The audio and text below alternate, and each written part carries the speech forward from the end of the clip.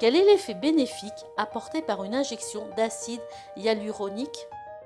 L'injection d'acide hyaluronique dans une articulation arthrosique a pour but d'améliorer sa lubrification et par là même son état fonctionnel.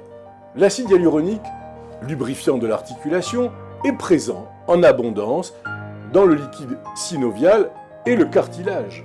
Il va assurer cette viscosité et cette élasticité de ce liquide. Sa concentration dans les surfaces cartilagineuses de l'articulation va permettre d'amortir les pressions qui vont s'exercer sur elle. Lors de l'arthrose, et de la gonarthrose en particulier, cette concentration en acide hyaluronique chute, elle diminue. La lubrification de l'articulation à ce moment est moins bonne et le cartilage sera beaucoup plus sensible à toutes les agressions. Le liquide synovial a donc perdu à ce moment une partie de ses propriétés visco-élastiques fondamentales, vous l'avez compris, dans le fonctionnement de l'articulation. Ce constat a tout simplement conduit les médecins à proposer l'injection d'acide hyaluronique dans les articulations arthrosiques, et ce pour compenser ce déficit en lubrifiant. C'est ce qu'on appelle la viscosupplémentation, d'un mot savant, mais entendable. La cible prioritaire, bien sûr, c'est la gonarthrose.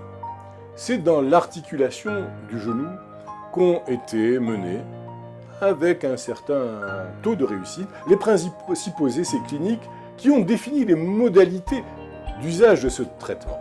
Une bonne tolérance, une efficacité démontrée selon les différentes préparations d'acide hyaluronique, les injections elles-mêmes intra-articulaires qui seront faites par série de 3 à 1 semaine d'intervalle au cabinet médical du médecin sont des gages de réussite.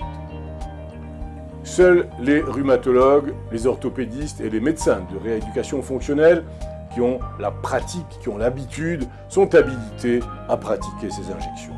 En règle générale, ces injections sont plutôt bien tolérées. Toute réaction douloureuse ou inflammatoire conduira à alerter le médecin traitant ou, bien sûr, celui qui a pratiqué l'injection. L'efficacité antalgique est démontrée. Elle est retardée comparée à l'injection de corticoïdes. Elle est plus prolongée, elle va persister pendant plusieurs mois.